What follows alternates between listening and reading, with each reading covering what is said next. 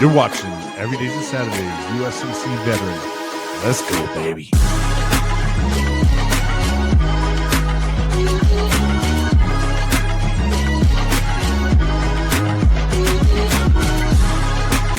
And here's your host, Bryan. And what's going on, friends and family? Thank you guys so much for joining me on another episode of Coffee Talk with Bryan. And we're going to have a guest today. That's right. We're going to have an Army veteran. If listen to this past episode, that's who I had on the show. And now we're going to dive into some life lessons. You know, we're going to go through childhood trauma, teenage experiences, what it was like, you know, joining the military, what kind of things did we deal with afterwards, addiction, all kinds of things. We're going to cover a lot of things on this coffee talk. So it's going to be a little bit different than what you guys are used to, but we're still going to cover some major topics, and it's not going to be so much about, the normal interviews that you typically have.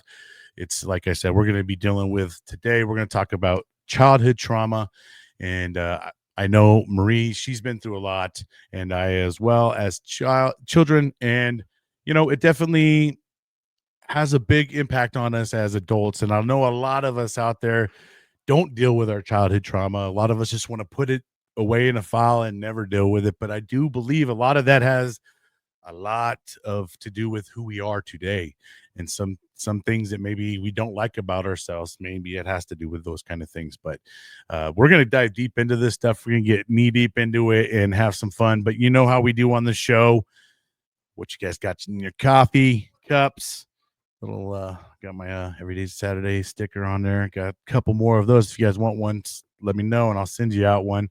But we're going to brew up some coffee, and then we're going to bring on Marie Henriksen, and we're going to talk about childhood trauma. So let's brew up some coffee.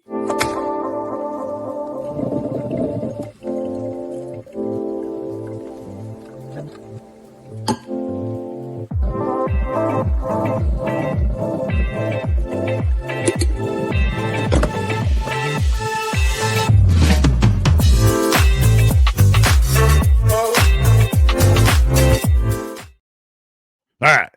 Let's not forget about some Cash Coffee, guys. That is some great flavors they have. And not only that, but they have stuff for your supplements, merch, all kinds of great stuff. Check out this hat that they sent me. Bada bing, bada boom. Got to dust it off a little bit here. Sheesh. But let's not keep Marie Henriksen waiting any longer. Let's bring her on and let's talk about some stuff. Hey, what's going on? Welcome in.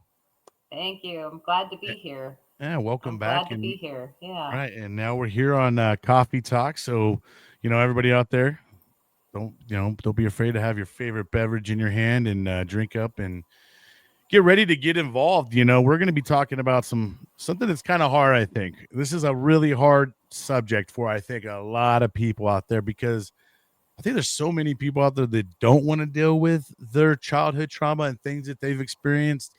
It's kind of a touchy subject, right? And some of our parents are still, around, and maybe it's a subject that you don't want to have because you don't want to get into any kind of conversation with your family or anything like that. But, Marie, we're going to kind of talk about our childhood, and we'll go ahead and start off with you. Let everybody know, kind of how you grew up. And we'll just, we'll keep it to the probably like around the, 6th, 7th, 8th grade time frame. And then we'll continue on with teenage life. But go ahead and take us down that little path. Okay. Yeah. Hi, guys. I am Marie. So before I get started, if you will entertain me, I'd like to read a poem. So one of the things that I do now as an adult is I write poetry about recovery and finding peace and finding joy. And one of the poems I feel very strongly about, it is an explanation of how for many years I was lost in a lot of resentment and anger and frustration from my childhood and teenage years and military. And there was just a ton of resentment and frustration I lived in. And in my sobriety and my recovery, I've been able to look at it through a different lens. So I just wanted to kind of share what that old lens was and what I'm looking at it now. And then I can get into some of the details if that's okay. No, you know what Um, you're doing is you're starting something. Now you're gonna have to read a poem before everyone, So that's okay. I've got plenty of them. I've I got know you plenty do. of That's them. why I'm Yeah. saying now it's gonna be a thing. Okay. Yeah. So this poem I wrote when I was, let's see, I was 6 months sober. And it's just an explanation, and it's called My Reality. And it just, because there's a lot of people that go through trauma, right? And they can look through it in more peaceful lenses. I could not for a very long time. I was stuck in that victim mentality. I was stuck in that frustration. And so when I got sober and started kind of looking at things through the different perspective, this is the poem that kind of came through. So I just want to share with this and just start with a little bit of hope. And then I'll talk about kind of, my experiences. And I could, like I said, I could see it with a different lens now. So my reality. In an alternate reality of days long past stood a broken little girl in a rock hard cast. No one really loved her. That was what she thought. In her mind, she was abandoned, left alone to rot. People all around her would pick on her or tease, and taking it all personal, she told her heart to freeze. Her pain grew even deeper when someone took advantage, so she knew she had to run. Her emotions she must manage.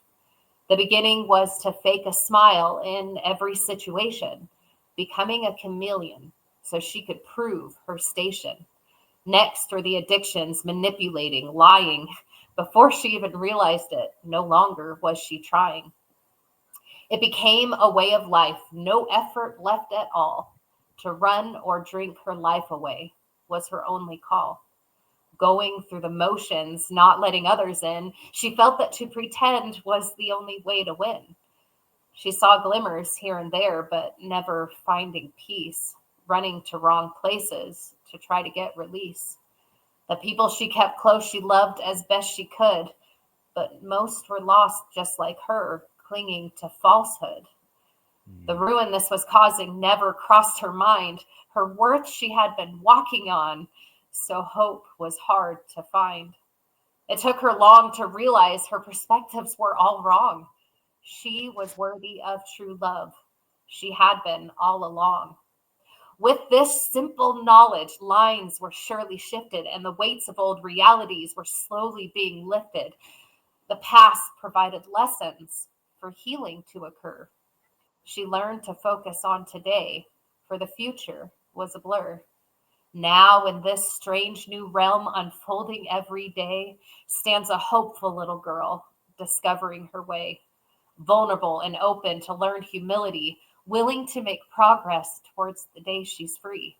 She fights a daily battle forgiveness to attain, for from her past reality, resentments do remain. She has to snuff the urges of building up more walls, especially when she feels she's had too many falls. She only knows the next right step is opening her heart to that holy power. Heal, outline her part. He's watched her all along, providing her protection. She no longer tries to run from that connection. She does not thrive in chaos or causing a commotion. She can stand her ground, not hiding from emotion.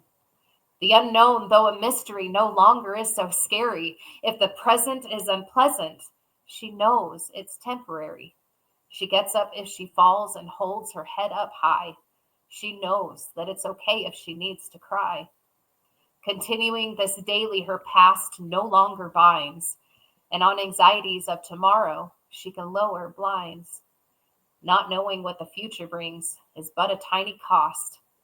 The blessing of uncertainty, she is no longer lost. So, Wow. Wow. Gosh, dang. thank Marie, dang, that's really good. That is wow. That is well written, and you really take us through that story. Wow.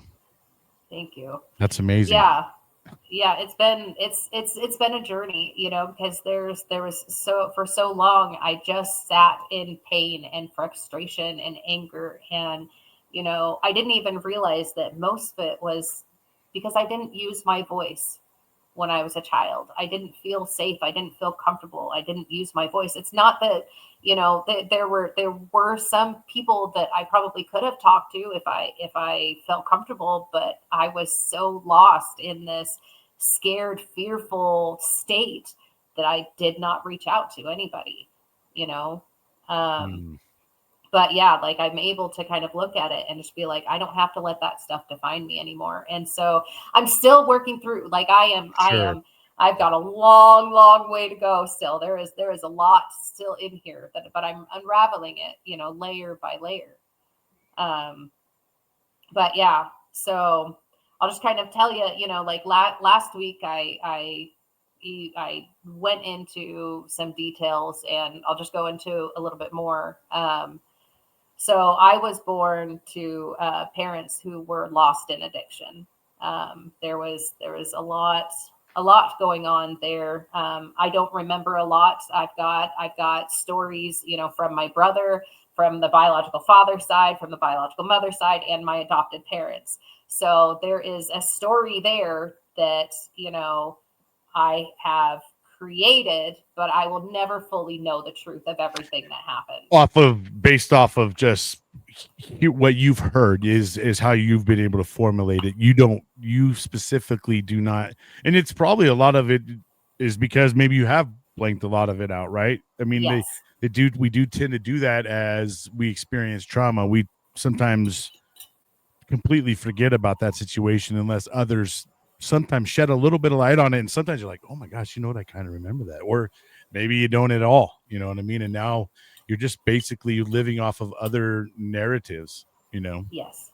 Yeah, and there was a lot there. Like I don't remember the specifics, but I know the body keeps the score, right? And there's a lot of things that I reacted to based on the traumas that happened back then. So, um, kind of a little bit of the background, learning as an adult, my parents, they dealt with their own traumas in their childhoods. They dealt with their own stuff, and the way that they reacted was with their addictions.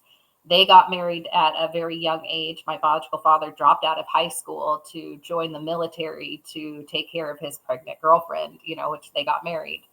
And anyways, they had my brother and me.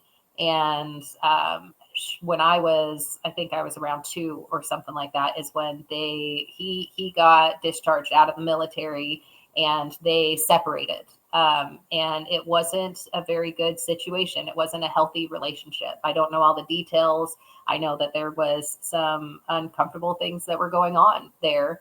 But my biological mother, took my brother and I out of the situation and moved us with her to live in California. But we ended up in another abusive situation. I don't know all the details. I know at one point, my biological mother was working and at night, and the neighbors reported that her boyfriend had kicked us outside in the middle of the night. And like I said, I don't know everything that happened, but I know that there was some abuse going on or some neglect. She did what she felt was right after that situation, and she moved us in with my biological father's parents. And so we were living with them, even though she didn't feel comfortable with the biological father. He was gone as a truck driver for a while, and so we stayed with them for a little while. um, I don't know everything. Like I said, I don't have details. This is just kind of what I've put together the story. And she moved to California to try and get things situated, but she ended up losing custody because she was gone for so long. So then we were with the grandparents and the father. And at some point, the state got involved and said, "Hey, this is not a healthy situation. You guys aren't equipped." Gave him an opportunity to quit his job and kind of take care of us. He couldn't do that at that time, so we ended up in foster care. And So we ended up, so Slider that I have in the middle is actually my maiden name, my adopted maiden name. So the Sliders are who we ended up with for the majority of the time and eventually getting adopted, right? But around the time that we ended up with the Sliders, I had a biological aunt who said that she wanted us. And so we ended up getting taken out of the Slider home and then moving to Pennsylvania for a while. But there was an incident with a fire, and my biological aunt decided she only wanted one of us. Oh, And no. instead of splitting us up, the state of Arizona got back involved, and we ended up back with the Sliders because, bless their hearts, the Sliders said, hey, if they ever come back, we want them. And they always knew that we were going to be a part of their life. But so we ended up back at the Sliders. And for 6 years, there was this huge fight, of custody or where we belonged or what was going on. Because from what I had been told is in the state of Arizona, you can't get adopted without permission from the family unless it's been 6 months without contact. Every 6 months, the family would make contact. The grandparents would Uh, request visitation. And so, there was just a lot of, I don't know where I belong because, like within the first 4 years I was in, New York with the bio parents, and then California with the mom and her boyfriend, and then Arizona with the biological grandparents and father, and then in Arizona with the foster family, and then in Pennsylvania with the biological aunt, and then back to the Sliders. And for 6 years I would have that visitation with the other family. And then also, in foster care, they're encouraged to make sure, because I don't know if the foster kids are going to be permanent, right? mm, They're encouraged to make sure that they dedicate time to their children so that their children know that they're not going anywhere, that they're still getting love and comfort. And I can understand that as an adult. I can understand that there are different rules, there are different laws, there's different things that have to happen. And I understand now as an adult hold that, on. We're buzzing out. go ahead, sorry. They're good. It's, well,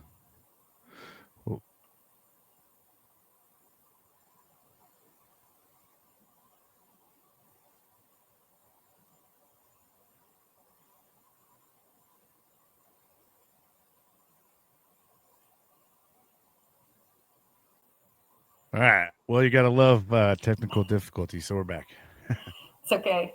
But yeah, so like as an adult, I can understand, what had to happen to make sure that, that the other kids felt like they belonged. And I can understand that, you know, um, I can understand it from an adult's perspective. But as a child, all I felt was disconnection because I didn't know where I belonged. And like what I mean by separation is like during the summers, while the family went on vacations, we would go to a camp or another foster home.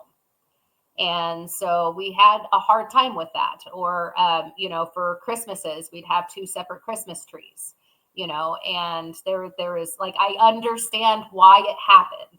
But as a child, all I knew was separation. And I felt like, I didn't know how to understand what I was feeling. I was already feeling like abandoned by everything that was going on. And so then I'm stuck with this separation where I don't know where I belong. And then you add in, my parents did foster care for many children, and I love and respect them so much for that. And they had five of their own and then adopted four of us. But in between that, there was a lot of other foster kids, and a lot of us foster kids have a lot of emotional damage that has not been addressed. And so I know, like one of the foster kids had chased me around, with a pencil and dug it into my back. Another one Mm, chased me around with a whip, and there was a lot of stuff. There was another one that was just very much, very, very quiet, and another one that was very loud. And anyways, there was a lot of a lot going on in the house, and my parents were doing the best they could with the tools that they had, and then you add on, it's the 90s, and there's a lot of changes, a lot of things that have happened over the years, but back then there was just a lot of stuff that was beyond my control as a child, and I just felt so neglected and abandoned, even though I had these parents, that took care of me and dedicated their life to taking care of me and my brother, you know. But it was such a hard thing to process through. And then you add on, okay, in my family, I'm the youngest of nine. I've got six older brothers, Wow. and there was a lot of teasing that happened. And Mm. instead of being able to handle, like, oh, this is just teasing, I can, let it go. I took it so super personally, and I got Yeah. picked on at school. I was not a normal kid. I was kind of, weird sometimes, but I was so scared of abandonment. I was so scared of anything that instead of using my voice, I became this chameleon. And I just started putting on the smiley, happy face. It's like, oh, everything's fine. Everything's okay. I can be the bubbly, happy go lucky. I became a manipulator. It's, Mm-hmm. I don't want you to view me a certain way, so I'm going to act like this, so you view me this way, you know? Mm-hmm. And there's just so much of, I don't feel safe, so I'm going to manipulate the situation so that I can. I'm going to try and put this rock wall up, but I just did not feel safe, and then you add on to that, when I first came to the Sliders, there was the inkling that there was sexual abuse that had happened because I was too friendly with adult males.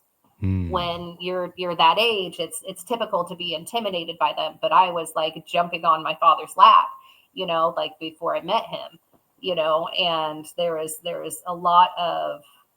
just a lot of this is not appropriate behavior type thing, Mm. you know um and then you go into when we came to the Sliders, I was also my brother and I were also very malnourished. I had that little pot belly. My brother, you could just see his bones. I look back at some of the pictures and just, we were not healthy, and so there was that, okay, are we going to get food? When are we going to eat? And so that started my food insecurity, and I would hoard food as well. And I would sneak in the middle of the night to go grab food from the kitchen, you know. And so there was many different layers that I was going through, you know. And I think we just froze again. Okay, nope, we're Yeah. good. Yeah. Yeah. Just for a second. Not But this yeah, time. so these are some of the battles that I was trying to fight. I didn't know where to belong. I didn't know how to be. On top of that, I was also diagnosed with ADHD at a young age, Mm-hmm. and with that, I was put on medication, and so there was just a lot of different things going on where I just did not know where I belonged and did not know how I was supposed to act and put on a face because I didn't want to get abandoned. I didn't want to get lost. I didn't want there's just so many layers to it. You know what I mean? Yeah. Absolutely. Yeah. Well, that's a lot, right? I mean, I think, like I said, we all as children go through a lot, and our minds don't know how to process a lot of things, and that's why it's surprising me why our you know it, they're letting kids make medical decisions and certain things where I'm like, my gosh, our brains do not know how to process things at that age. The things that I thought were real were not real. Like I watched, things on TV. I thought, oh, oh my gosh, that's real. You know what I mean? My brain didn't really know how to process that this isn't reality. This is fake. At that age. Until you get Yeah. older, and there's even some things that I didn't even realize until becoming a parent myself. right? Because my brain just wasn't there. You can't, sometimes you don't even know how to process things because you never experienced it, you know. Yeah. We'll take a quick break. When we come back, I'll kind of run through a little bit of my childhood trauma, and then what we'll do is we'll kind of just talk about all the different things. We'll talk about how it's affected us and things like that. We'll kind of get in full circle of some get in the depths of how it affected us. All right, we'll take a quick break. So give us about a minute. Welcome to Sick Call with Doc, a podcast dedicated to eradicating veteran suicide. With 22 veterans lost every day, we believe that's 22 too many. Join us as we bring you inspiring stories, heartfelt conversations, and a community that cares. Because no matter what, you are not alone. We were there for you then, and we're here for you now. Follow, like, and share our mission. Together, we can make a difference. Inspiring hope, saving lives. American made, veteran owned, we are Doc Goodbeard. It's more than just looking good. When it comes to your beard, we believe you can have it all. Thoughtfully designed, unique fragrances, and affordable prices. We strive to provide a line of uniquely scented balms and oils that you won't find in other products. Come on, rock with Doc, and remember, it's all about the beard, man. So what do you say? Let's take that average beard and make it badass. Go to docbeard.com. All right. And we're back. All right. So we'll go ahead and get into my weeds a little bit and talk about, my childhood. And a little disclaimer before we get going. I do have a relationship with my mom, and my father has passed. He passed January of 2025. And 2025, 2020, 5 years ago, I lost my dad, who became my best friend. Right. So I did go through a lot with my parents, and as an adult, I have made amends with all the things that we've kind of dealt with, a lot of it. Right. Because I've been able to kind of process through it and think through it, be a parent, and go through some things on my own. Now, I'll kind of take us back to when I could kind of start to remember. I do remember living in a place called Little Rock, California, a desert area. And my dad was a masonry. He worked in doing block walls. My mom was, she did stay at home mom. And then she also worked sometimes too. Like I noticed that she ended up working like at Circle K. She did like delivery pizzas and stuff like that. My parents were married from, I was born into them being married, and they got a divorce around sixth grade for me. So my K through sixth grade was a lot of my extensive kind of prior childhood trauma. Right now, when my parents were together, I have a lot of, unfortunately, I remember so much of the bad stuff. It overshadows a lot of the good stuff. Because there was good times, and I know there was great times. I could remember great times, but I remember more of the bad times than I do with the great times, right?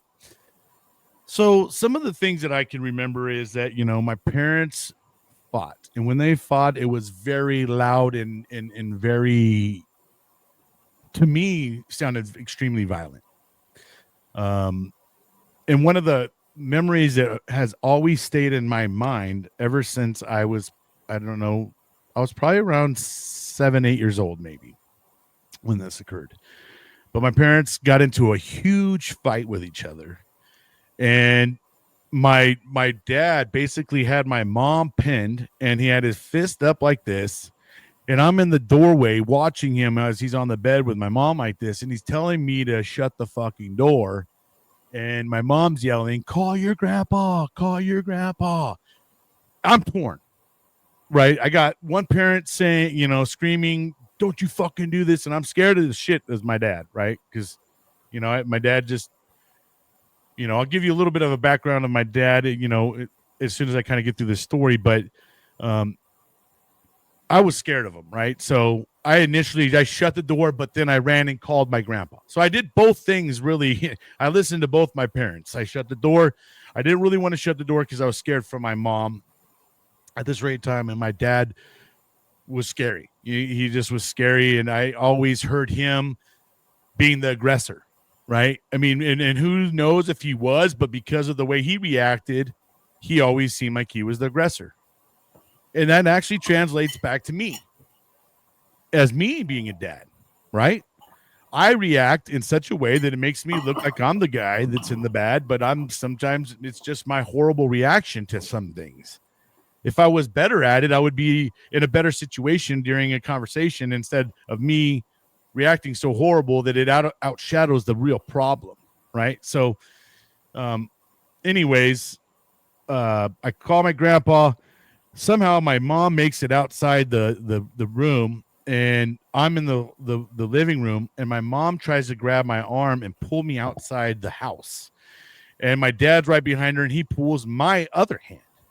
And now my mom's pulling me, trying to get me outside the door, and my dad's trying to keep me inside the house. They're literally pulling tug of war with me at this point in time. My mom lets me go. My dad picks me up. He goes and throws me on their bed in their bedroom, and then he goes running out after my mom. I come running out of the room, and when I come out running and I'm looking out the doorway, I see the house across the street. The garage door is open. My mom's in the back of there, like behind the car, and my dad's like almost chasing her around the car. I do know that my grandpa, he got there relatively fast, because during that whole thing, I believe he gets there and ends up taking my mom, me, and my little sister, who I have a little sister who's 3 years younger than me.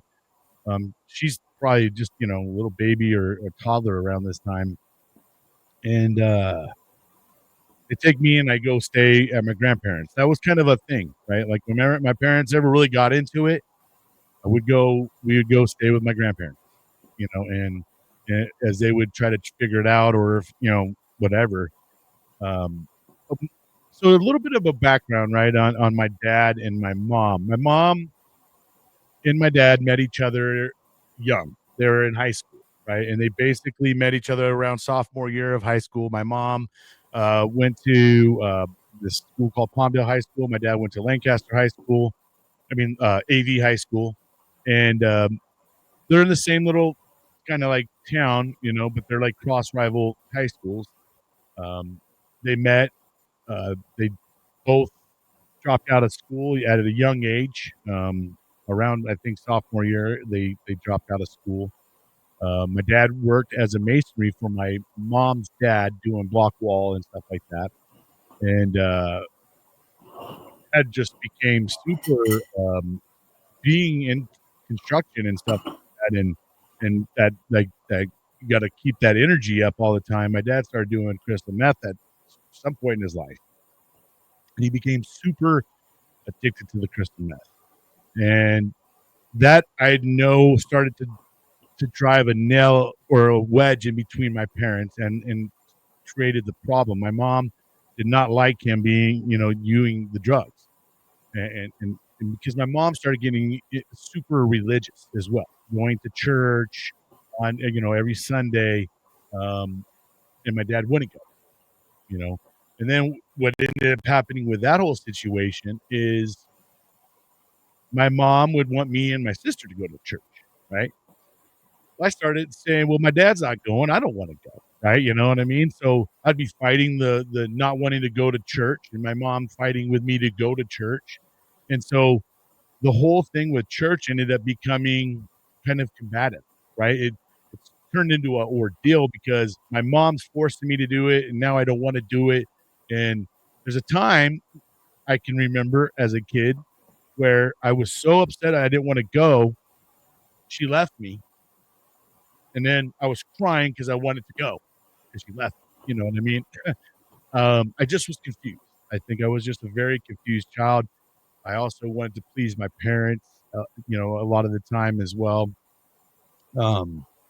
So my parents having a rough marriage at a young age put me, I think, in a really depression point in my life as a kid. Where I probably lost that smile out of my eye. This is something I don't think I've really talked about much in general, but 6th grade, uh, was really struggling with my mental health, I believe, right? And not feeling loved, because my parents were still fighting, and I had a little sister, and a lot of the focus was always on my little sister, right? They always, that's my little girl, if she got in a fight with me, I'd get in trouble, and all that stuff. So, um, you know, what was I saying? I got blinked out right there. Sixth Jeez. grade. Sixth Yeah. grade, you're Oh, having a yeah. rough time. So Which I sixth get it. grade. I All was right. sixth grade was rough for me too. So So I get sixth it. grade, and this is when you're really, as a child, you're starting to probably get into puberty and stuff as well. I went into a bathroom and I took my belt out of my belt loop, and I was literally going to hang myself, and I don't even think I could have, right? I don't even think the belt was probably big enough, but the act of me was getting ready to do it, and a child walked in, and then I just started crying, and I think I stopped. Um, but at sixth grade, that's the first time I ever wanted to take my own life, and that's sad to me. And now as an adult, and I'm glad I did not allow myself to do that, because oh god damn, so much would have been left out, and my kids wouldn't have, exist. I mean, there's just so much I would have missed out on if I would have gave into those demons. So uh that stuff was really rough. And then, my parents started getting where they're fighting so much that they just there's no way, they had to get a divorce. So my mom takes off and takes me and my sister and takes us to Tatchby, and she's going to go live. We go live with a couple of hers that they had two young kids around the same. Me and my sister were a little bit older than these two younger kids, but nevertheless, we went to go live with them in Tatchby. So we just get ripped up out of our home, and boom, now we're all of a sudden in Tatchby, and we don't know what's going on, And now I'm sad too, right? Because I leave my dad. I don't know, I in some ways I was almost relieved too. It's kind of weird. I I never wanted my parents to ever get back after this, because I felt as a kid, it was almost liberating to me when they weren't together, because when they were together, it seemed like they were so toxic that they took it out on us. Right. So when they were separated, it didn't seem as much as though they were taking it out on us as much, which is, I get it, because the tensions, and you're frustrated and you're already pissed, and then you got little kids nipping at you and you're already in your head, and I get it now as a parent. But as a child, you don't get it, right? You internalize it. No feel matter very what, you alienated. You take it so Yes. personal, right? We don't know that our parents have this whole fucking world going on in their life. We just care about our world, right? So you That was the don't biggest realize thing that that until happened. later on, right? Yeah, right. You don't get that Yeah. hindsight until you get older. That's one of the biggest changes when I got sober, was being able to look at these are adult human beings that had their whole life.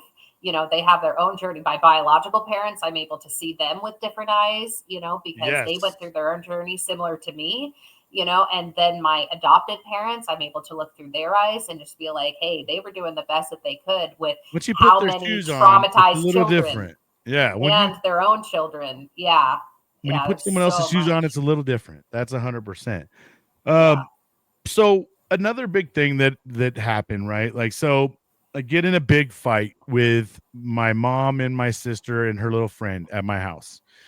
We're living in a 2-bedroom apartment, so we eventually would get out and live in a 2-bedroom apartment. We're living on food stamps. My mom is trying to make it. I know my grandpa supported her a lot through this whole thing, because she ended up going to like a JC, a junior college, to try to be a dental assistant. So, but during that time frame, man, she wasn't really going to work and making no money. So we were living on food stamps. I was living on, I didn't have the name brand shoes. So that was a struggle back then, because kids really made fun of you if you didn't dress a certain way with everybody else. Right. the 90s kids, man, they were rough as hell about your Yeah. threads, you know what I mean? So Yep. because I see how my kids dress now, I'm like, gosh dang, I would never get away with some sweats going to school, you know what I mean? Like, and just going to bedhead or something like that. Like you had a little piece of hair sticking up, they would be making fun of you for that little piece of hair, you know? But anyhow, so we lived a little bit tough there. And when I get into this big fight with my mom and my sister, this is just the end of it, right? Because I'm just tired of it. I've always felt like my mom sided with my sister. She just was always, anytime something would happen, I feel like I was the one always getting in trouble for it, no matter what it was. So this last fight, I was just like, I want to go live with my dad. And she's like, then go live with him. And so she called my dad up, and my dad comes and picks me up in Hatchby, takes me back and to go live with him. Now, my dad is totally unstable, right? He has no stability. At this point in time, he has no really residential home to live in. So we go and live with my grandma, which is his mom. And we're living there for a little while. I go to school and get used to some friends and stuff. Well, one morning, I'm rudely awakened to my grandma screaming at the top of her lungs, "Get that whore out of my house!" Just like losing it. And I wake up to this commotion. It's a school day. But I wake up to this commotion, and my dad had brought a girl home, and my grandma was not having it that she brought this slut home, and she just lost her mind. So the lady leaves or whatever, and I end up going to school that day. I come back home, and my dad's there, and it's me and my dad, and we're like eating dinner, and my grandma comes in, and she has a stack full of like those ceramic plates, and she literally just starts frisbeeing and bam, just smashing them into the room. Don't you ever bring someone home to my home? And she just lost her head on my dad right in front of me. And I'm sitting there just being like, so now we get booted. We get the boot. And now we're trying to figure out. Now he goes and lives with a girl that's a friend of his. And I'm just like kind of sleeping on her couch and stuff until my dad figures it out. Then he eventually would move in with one of his friends that he grew up with. And at that point in time, they just started leaving me all by myself. I was around 5th, 6th grade and just gone for hours, partying, doing whatever they do. And I'm just at the house trying to figure it out. Sometimes there was barely any food in the refrigerator, if not some. I started learning how to cook the meat, because he just had hamburger meat with nothing else. And I had to just eat that with ketchup or something like that. And I'm sitting here trying to cook, and they're still a little pink inside. I'm just trying to figure it out at 5th, 6th grade, because I have to fend for myself. My dad's off and doing his thing. He didn't have no money probably to get a babysitter, because he's blowing his money on dope and alcohol. He became super out into alcohol and doing all that stuff. There's a lot of layers to this, so I'm going to just skim some of it, but the gist of it is, though, I did go through a lot when my parents went through this divorce, and it literally brought the absolute worst out of one of them, and the other one really went to go find herself and try to do the best out of herself. It broke my dad, right? It broke my dad, but it gave my mother the opportunity to freedom. grow. Yeah, she gave her the opportunity to become herself or go find herself, right? So when I was staying with my dad, it was just, I could feel that negative energy from him, and he was just coping with drinking and crystal meth. And there was times too, he'd even take me out partying with him. I would sit in a little booth, sitting there drinking a little root beer, and or a Shirley Temple, and he's out there on the club dancing with these chicks, and it's just, I mean, it's crazy. He talked to these security guards because he'd be there all the time to get me in, you know. So kind of the last stint, you know, really the kind of, I would say, capitalizes my sixth grade year is when I'm living with my dad. He has me in football. Well, sometimes he would just drop me off at the practice and then go do his thing. Well, one of these days, my mom shows up to my practice. My dad's not there. And she pulls me out of the practice and she says, "Hey, I'm going to take you home." And boom, she takes me to Datsby. Well, little did I know she's basically kind of kidnapping me. Um, she's done with me living with my dad neglecting me. She's been to the house. She's seen the cupboard. She's seen the conditions I've been in. I think she just couldn't live with that no more. So she was done. So she said, "I'm going to do whatever it takes." She literally took me in my helmet, my shoulder pads, all my gear. I didn't go grab any clothes or nothing. She just took me and took me back to Tatchby. And I remember going to Kmart and Payless, getting shoes and some shirts and stuff to kind of get me by because I didn't have nothing. So at that point in time, my mom, like I said, takes me back. So that's kind of where it ends for me in terms of K through 6.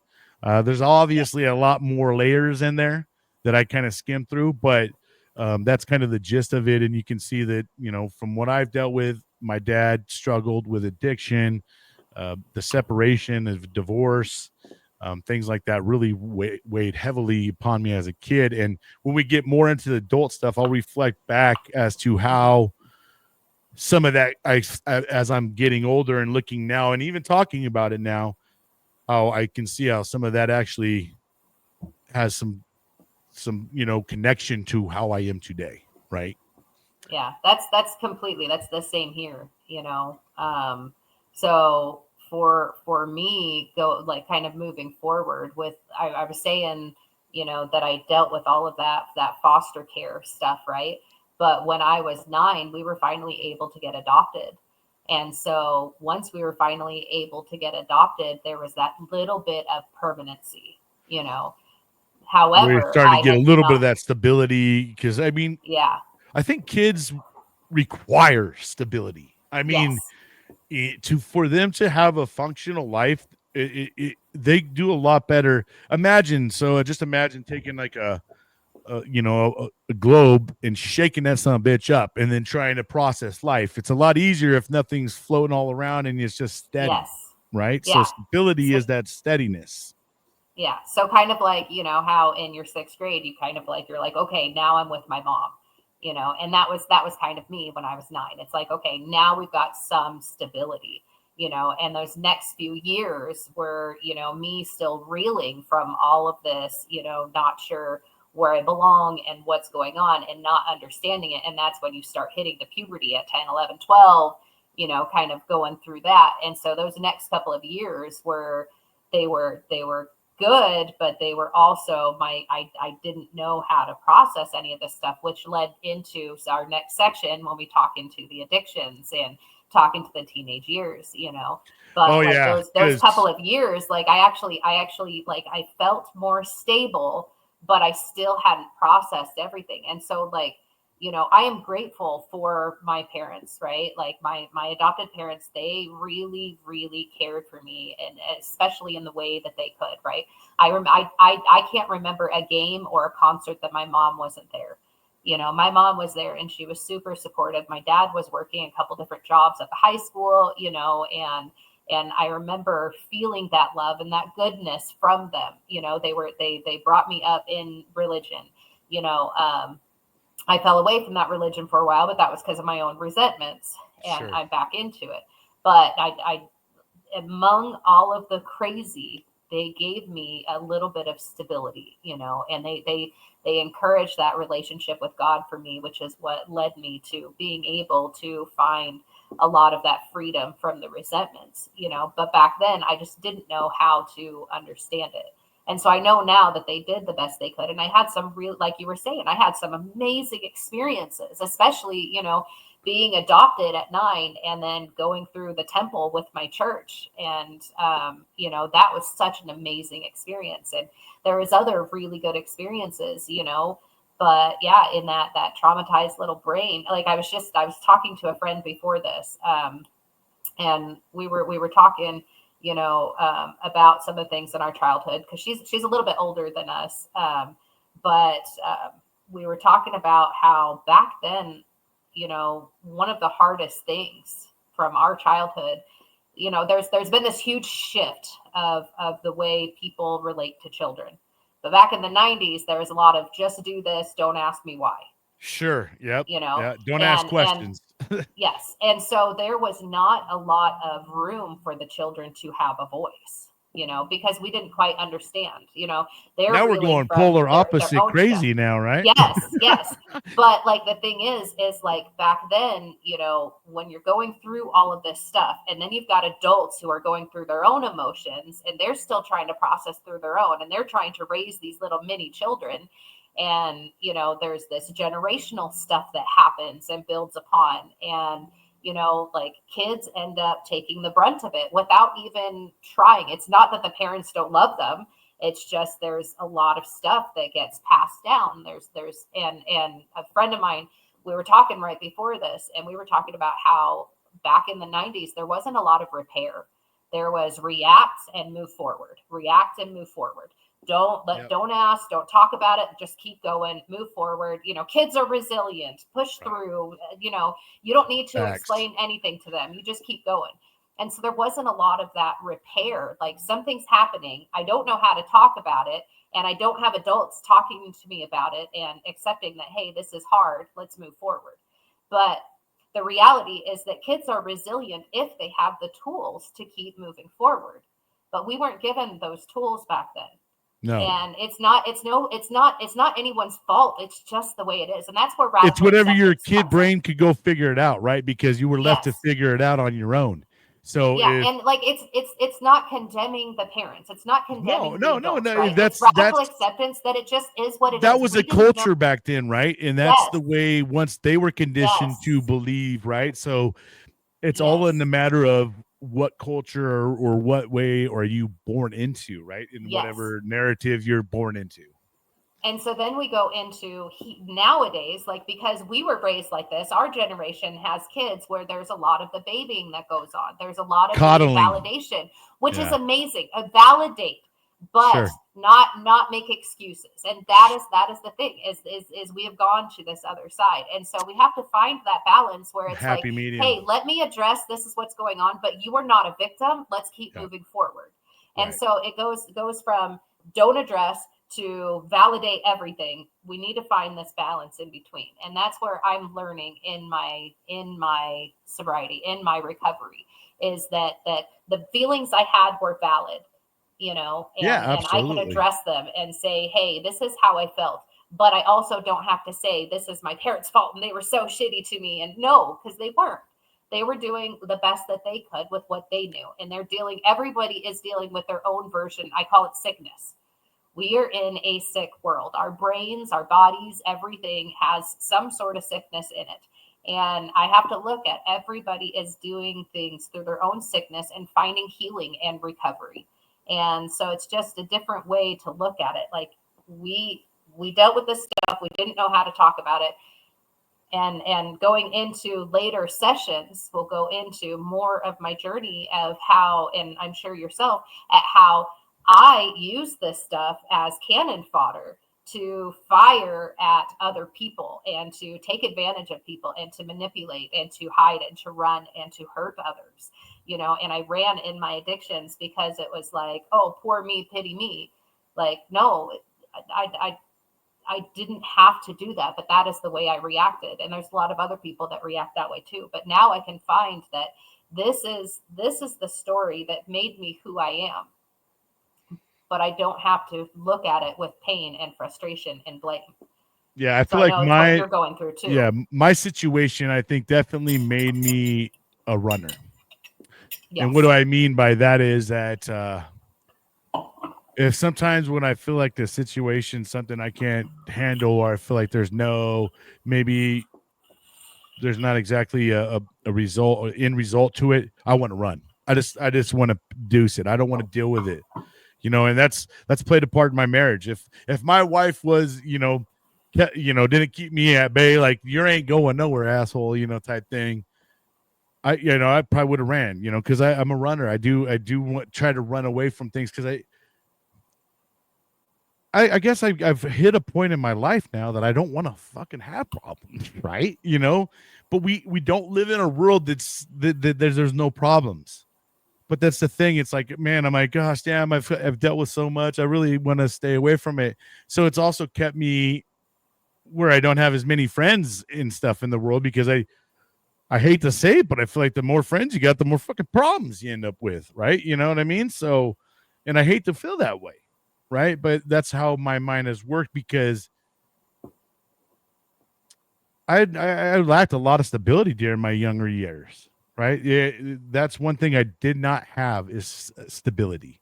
I had glimpses of it. I had moments of it, right? And my stability became more once my mom remarried my stepdad.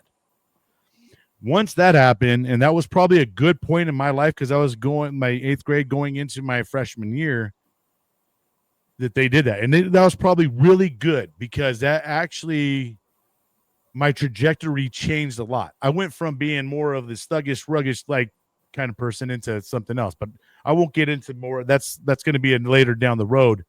But you know, stability is something I lacked for sure in my younger years. I skipped around from schools to schools. I joined a gang. I didn't even touch on that part. Oh, I When didn't I do was gang, in when I but was in sixth jumped around the grade, I did schools. join a grade. I joined, gang and got involved in that because I was looking for that family dynamic. I was looking to be a part of something, to be accepted by a group of people.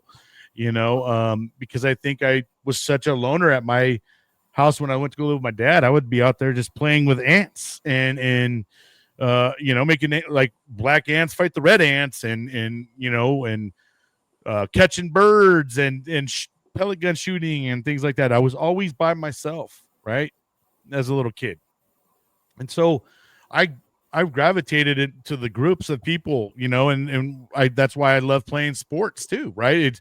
I became a part of a family and a part of a dynamic, and that's probably why a lot of my best friends and stuff I ended up hanging out with them more than my own family, right? Eventually later on in high school. um but yeah, I think that one thing, if parents out there that you're listening, maybe you're a younger parent, thinking about your kids nowadays, just provide as much stability as you can for them. The environment that we live in is so unstable already, and there's so many things out there that can set them off in fear. But if you can provide them a little set of stability, that will help them, I feel like, be able to get them through certain situations, right? Because if everything's shaken up all the time, how the hell can you process things when you're being shaken the whole time?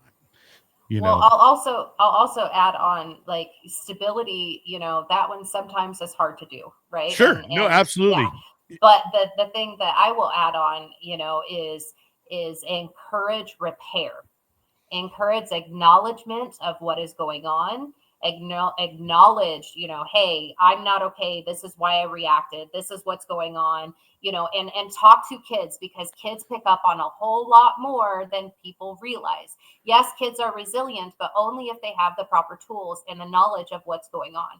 If kids are just having things happen to them without acknowledgement, then they're not that resilient. They turn into adults that have addictions, or run, well, and the other so i part would i about would it i would is, I would just encourage, the repair. Hey, here is what happened, here is what's going on, let's talk about it, what are your feelings about it, what are your emotions, let's talk about this, and let's move forward, instead of just do this and don't ask. Like, let's talk about the emotions, but it's also not you're a victim because this happened to you and you need validation. sure, No, let go of that shit. And yeah, it's just like, hey, I understand this is what you went through. How can we move forward? Here's some tools to move forward. I'm here. Talk to me. Encourage that conversation, because kids understand so much more and they don't know how to use their voice. So you have to teach them how to use that voice. Right. And that's the other part about it too, is sometimes as parents, we're not good at explaining our decisions that we make, and we don't feel like we owe our kids an explanation, right? Well, then now you're leaving it up to them to think about whatever that little brain wants to think. So if you It's my fault. All of this is my fault. I need right, to control it. I need to change it. I need to change me, because this is happening because of me, because nobody told me it wasn't. yes, right. And so sometimes, even though you feel like you don't owe your child an explanation, sometimes it's good to provide that explanation as to why you're thinking the way that you are. Do not assume that your child understands what you're thinking. So when we leave that up to our kid to assume, you know what they say about assumptions, right? You can make an ass out of yourself. So little kids do not have the ability to formulate some things, and they don't even, there's words I'll use that even my wife's like, he doesn't know what that means. And I'm like, you're right, he doesn't.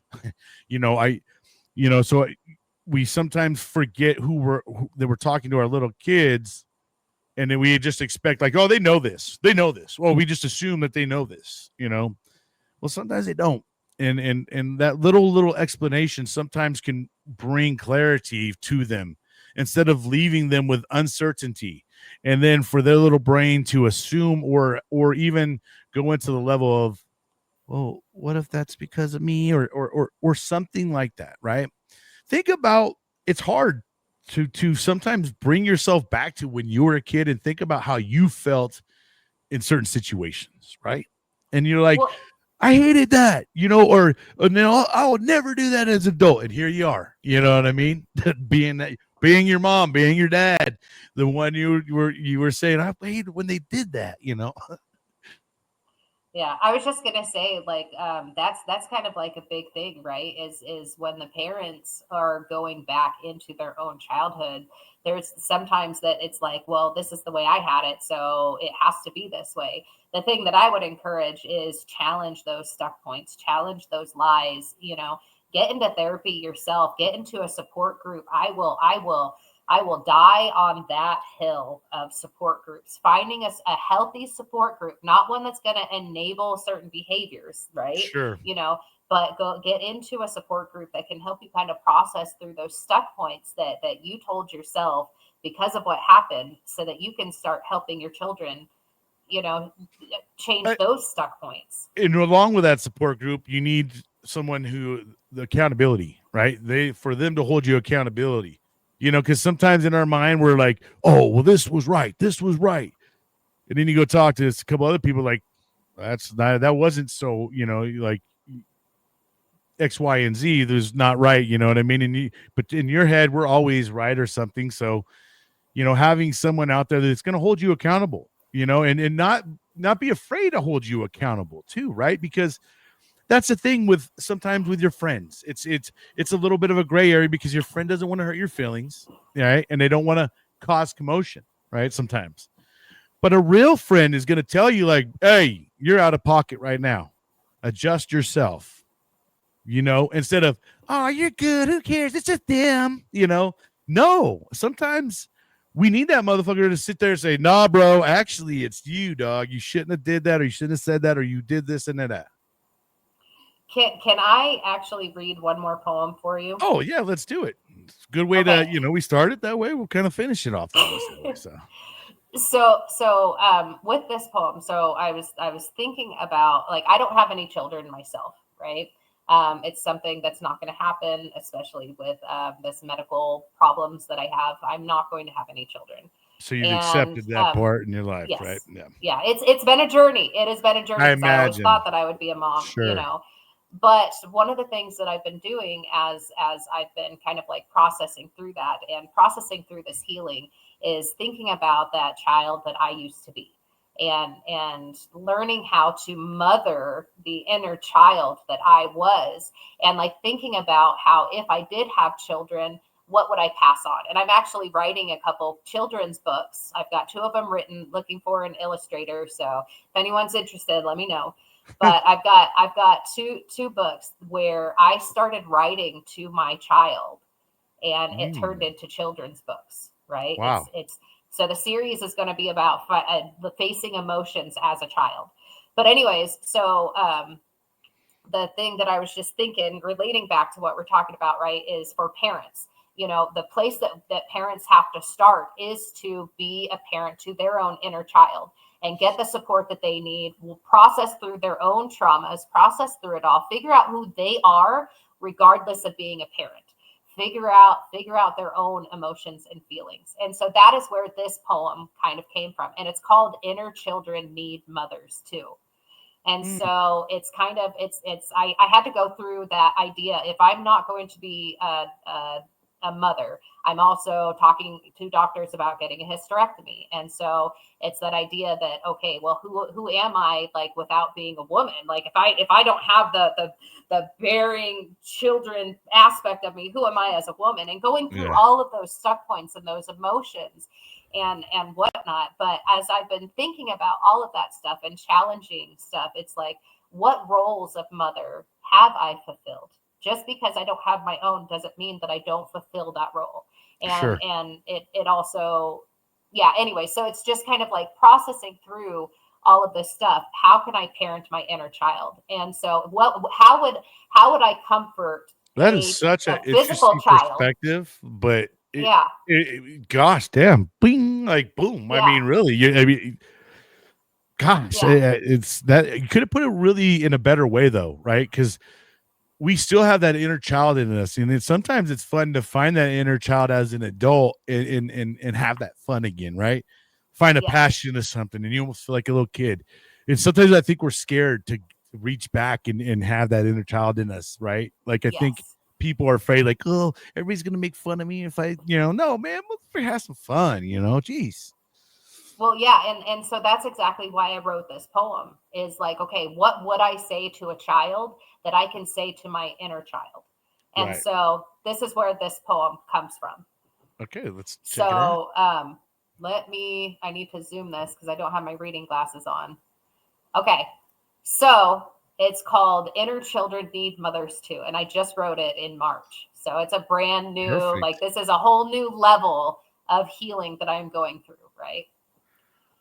The little girl inside that was running around in darkness, seeking a door that couldn't be found, has gone on many journeys in seeking the light and learned many lessons as she's continued the fight. I fulfilled a role of mother to that inner child, helping her sort through the muck that was piled.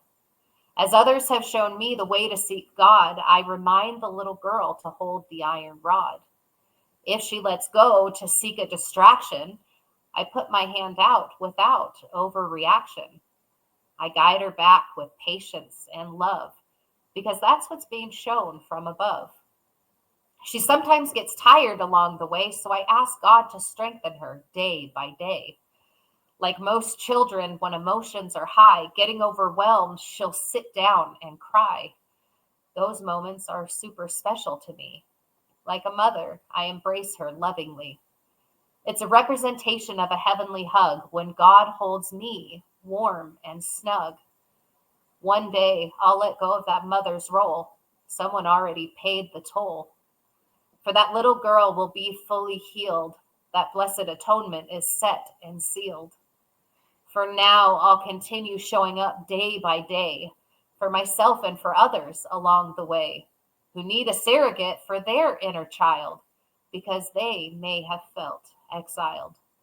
I'm grateful that God has given me this chance to feel how He loves us. I at least get a glance. In the end, that part of me that mothers, that has continued to protect the others, will also be able to become as a child. For all her trauma will be reconciled. To all of you others with lost children inside, please don't let that little one hide. Inner children need mothers too, until at the end, God heals us all through. Wow. Gosh dang, girls. These are some masterpieces. I'll tell you what.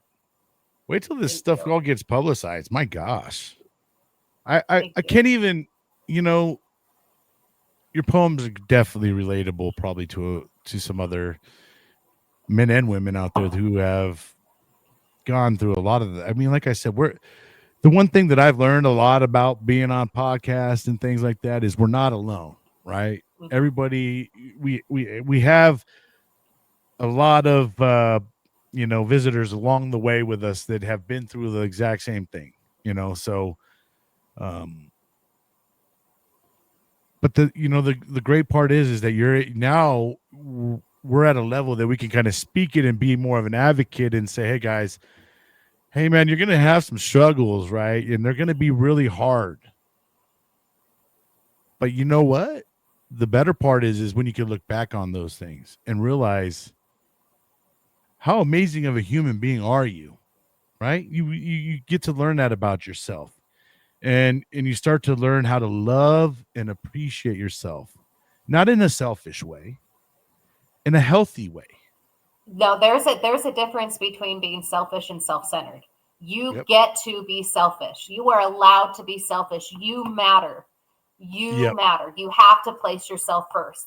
Whatever your relationship with your higher power or whatnot, it's between you and your higher power. You have to be selfish. So I don't like when people say, don't be selfish. You have to be selfish.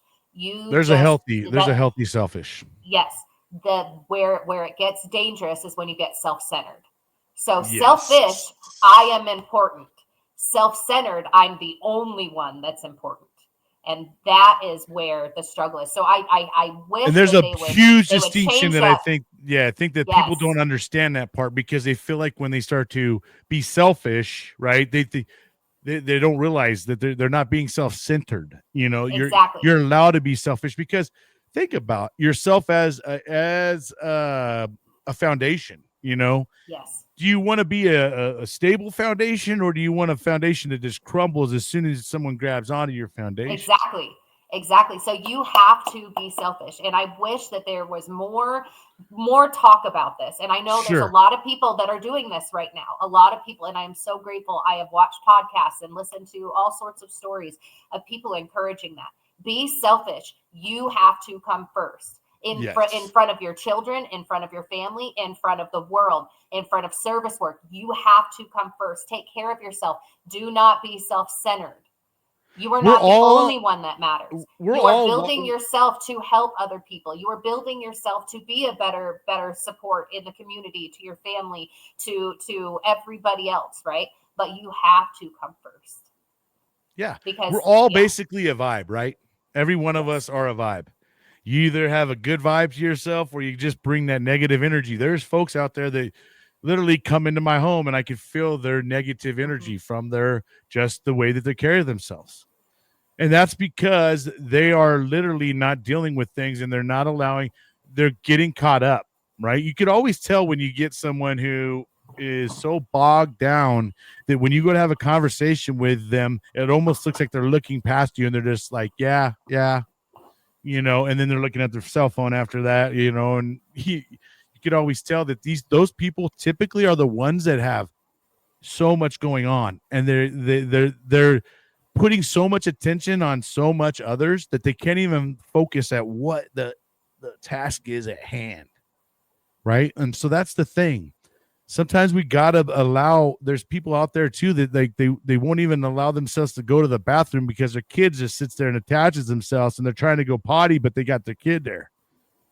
Hey, you know what? It's okay to go have some alone time. It's okay to have that break without feeling bad. I know a lot of Yes. mothers out there have mom guilt and stuff like that, and that's a shame because you keep putting your mental health second to others and you're constantly worried about others. So now you, without even subconsciously knowing about it, is you're really breaking yourself down and you will finally hit a level of, oh my gosh, and you freak out and now you allowed it to get too bad, right? Or you allowed it to get out of hand.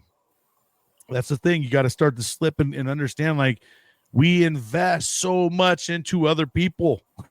We put so much time and energy onto others.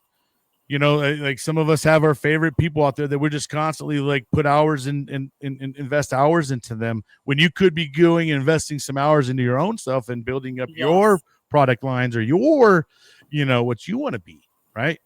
I've had so many opportunities recently, so many opportunities.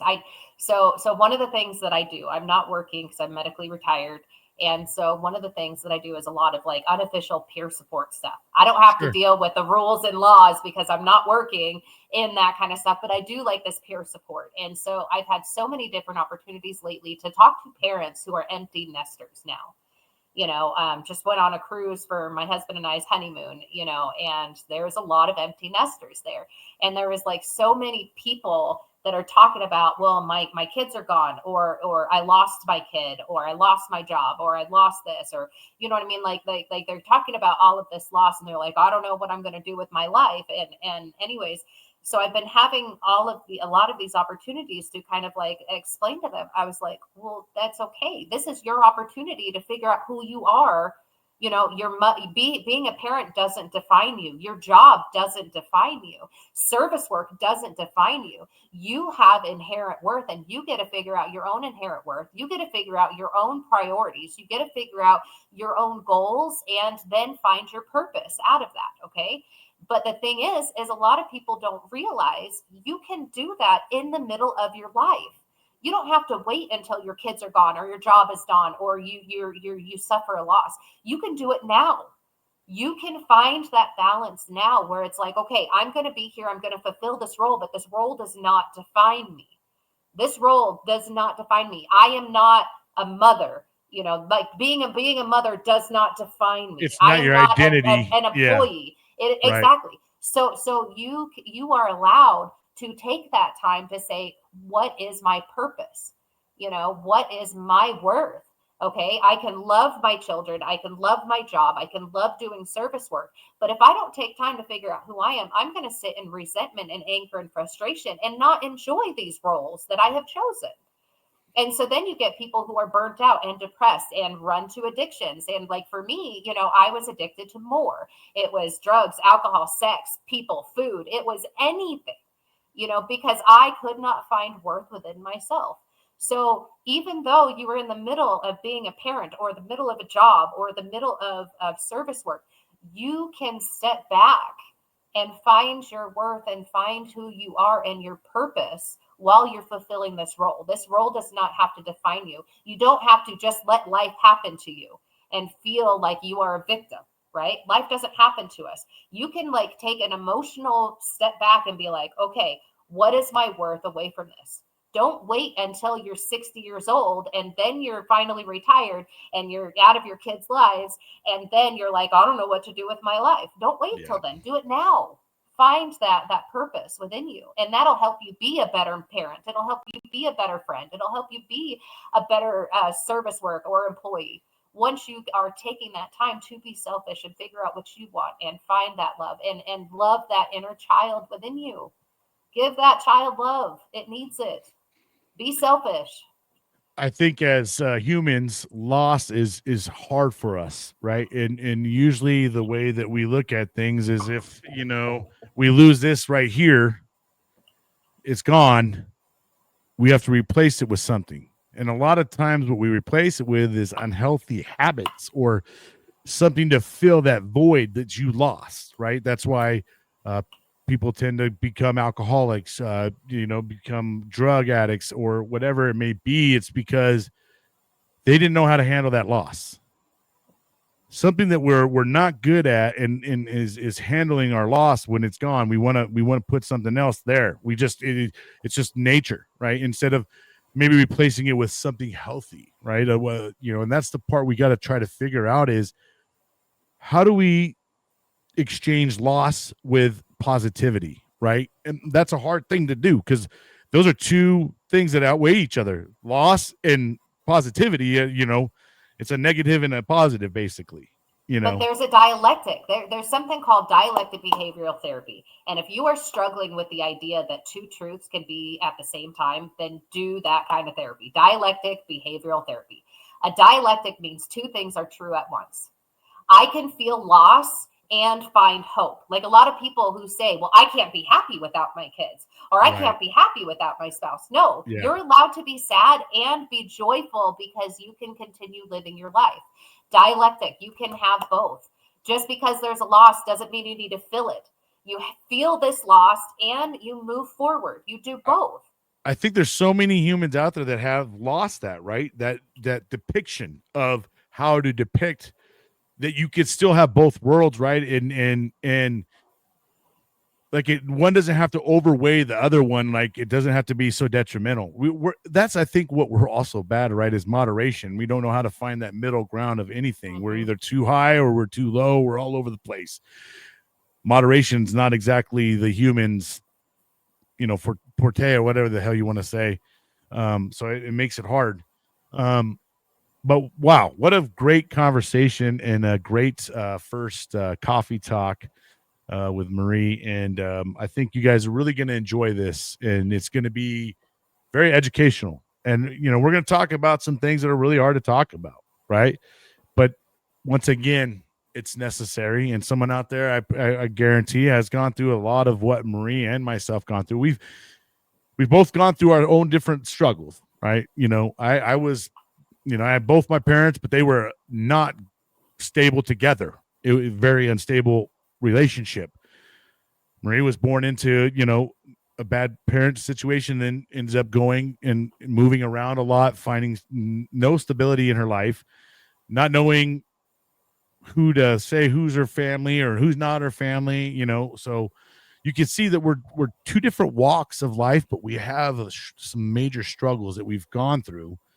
And there's someone else out there that has another story that's way out there from her, ours. But nevertheless, it's a good thing to talk about.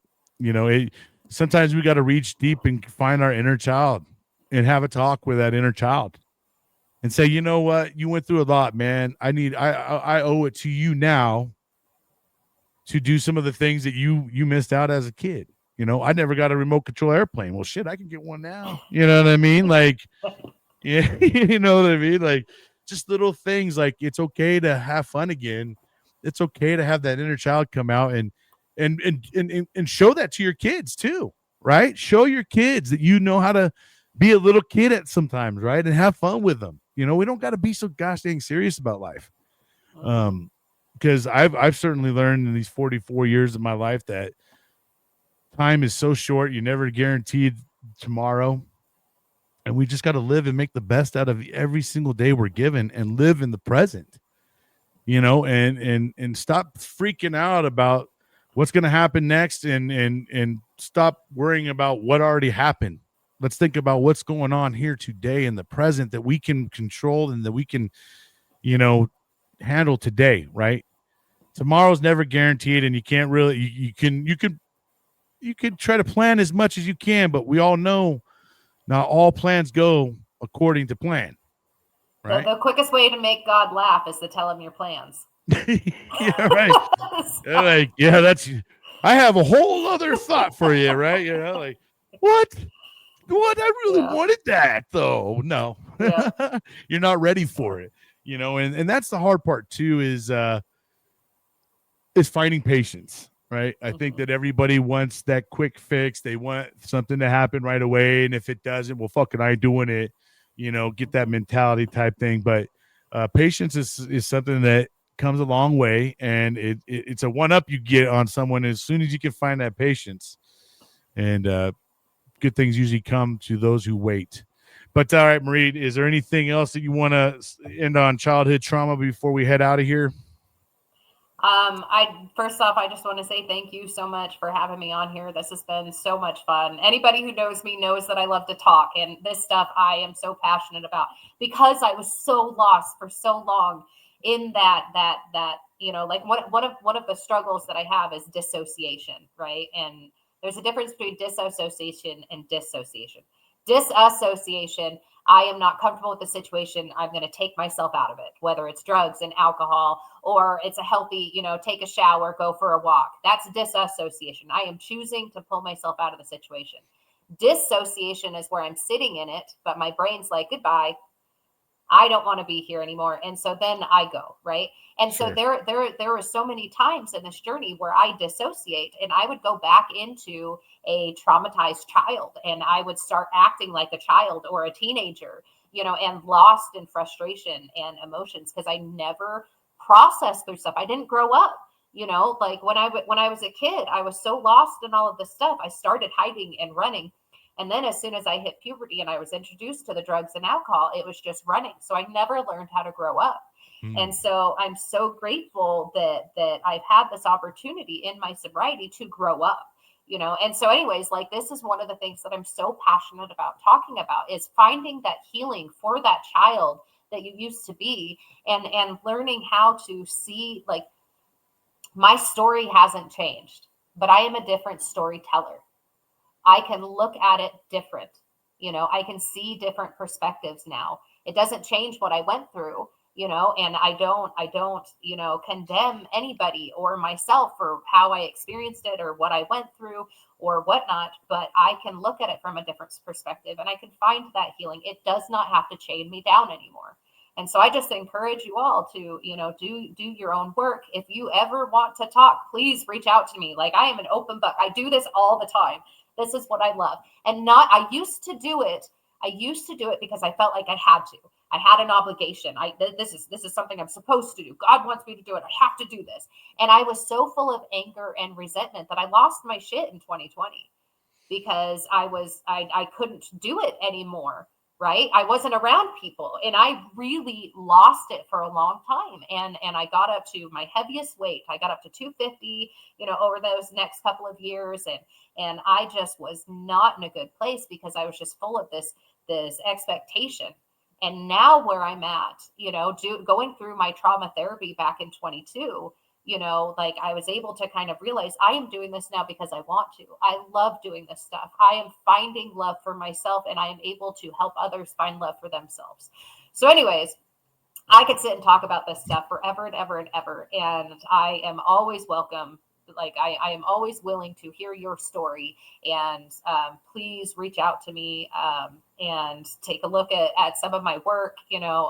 I'll plug this again. I've got a book coming out. We're in the final stages of the editing with my poetry, and it's also got some photography.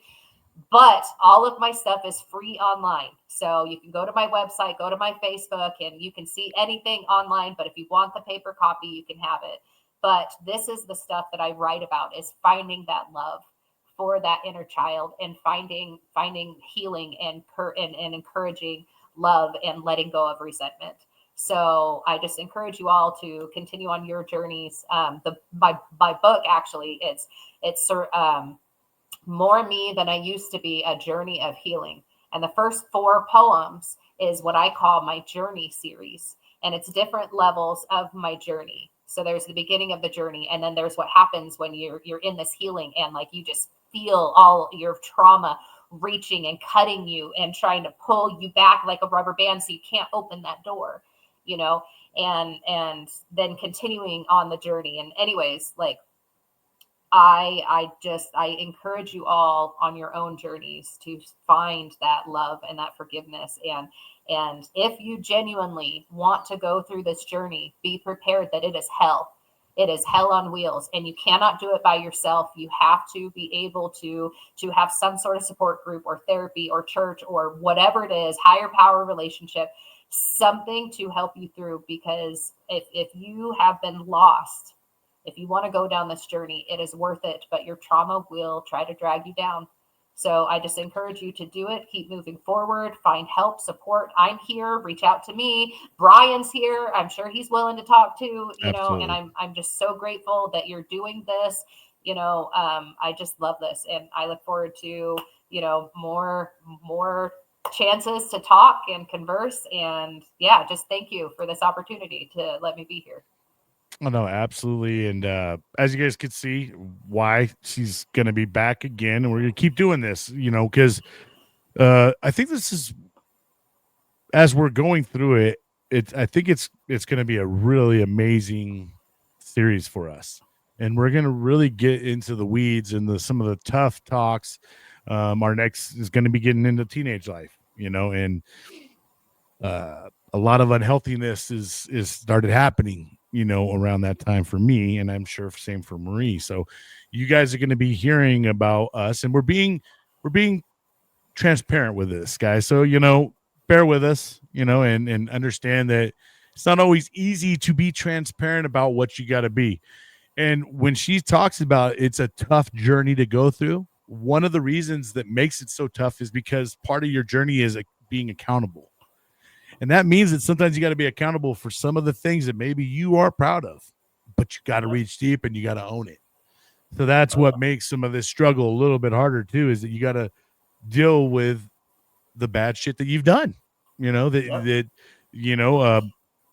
push you there. Making amends. Yep. You got to make amends. And those things are not what defines us, right? They're what helped us grow into who we are, but it's not a defining measure of, and then now my life is over. I think sometimes people make a mistake and they just feel like it's done. It's over. I just ruined my life. Not necessarily, right? It feels like that at the moment, but there is, I can promise you guys, there is, as long as you want to work on it and you want to have that trajectory in life, it can be there. You just got to have it in you, and you got to want that, because no one else can force you into it.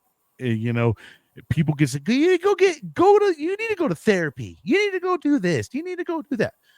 When you hear that, do you yeah, you know what? Let me go call him right now. You're right. No, it's fuck that. I don't need that, So sometimes no matter what someone else is saying, you got to be ready, and you got to take it. And like Marie said, it's not an easy journey, and then it's not a journey that has a necessarily an ending right away either. And some of these journeys never end. It's sometimes your path just gets smoother and it's not as rough, but the journey doesn't ever end. So, anyways, guys, keep with us. Stay with us. We're going to be doing this series. Like I said, the next coffee talk we do the next week, it's going to be regarding our teenage life. And then, like I said, we're just going to take us all down the whole rabbit hole of what teenage life was, young adult life, all the way to our present day. And that way you guys can get a good understanding. And like Marie said, if any of you guys want to reach out to us, I'm going to go ahead and get her information, and then we'll start plugging it in as well. But you can always email me at everydaysaturday365@yahoo.com. And also, if you're struggling and you don't want to talk to someone call the Crisis Lifeline. Dial 988 Veterans Press 1. It will put you in touch with someone. You don't even have to give your name. You can be discreet about it, but hopefully they can help you process what you need to process, or even point you in the direction if you need some kind of resources or something like that. I know that they're not there to pay you out or anything, but they're there to help you kind of through your rough times, and it's not going to go out to the rest of the world. But anyway, no, go ahead. If you're not suicidal, give them a call, because they're there to talk to you. Yep. No, absolutely. Sorry, it froze up. Yeah. Yeah, it's all good. No, we caught it, but it's like you were behind in time. But no, absolutely. Just like she said, you don't have to be suicidal. You can just be going through a really rough time. Your head's out of the whack, and you just don't feel like you want to talk to anybody about a situation. Maybe you did something that you don't feel great about, and it's struggling with it. Hey, reach out to them, give them a call. That's what they're there for. And also, like I said, there's always other fellow veterans and brothers and sisters out there that are willing to hear and help you through what you can do. All right, we'll go ahead and call it for now, because otherwise we'll probably go a whole another 2 hours. Thanks, Marie, for taking the time and talking about all this stuff. And we'll be back on for the next week. Another good coffee talk. We'll see you guys. Thank you. Thank you for watching. Please like and subscribe.